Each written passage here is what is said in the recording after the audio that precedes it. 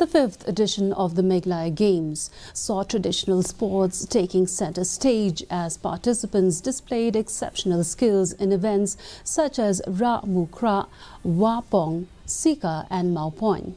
In the Ra Mukra men's category individual event, Dao Hidhar from West Jaintia Hills district secured the first position, followed by Mi Uru Suna and Vincent Bare from the same district in the second and third places respectively.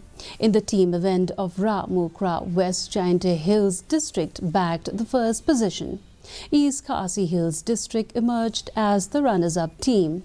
In the traditional game, Wapong Sika, West Karo Hills district clinched the top spot, with West Jaintia Hills district securing the second and third positions.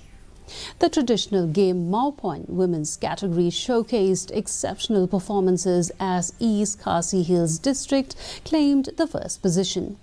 In the Maupoin men's category, East Khasi Hills district continued the winning streak, while West Karo Hills district and West Jaintia Hills district secured the second and third positions.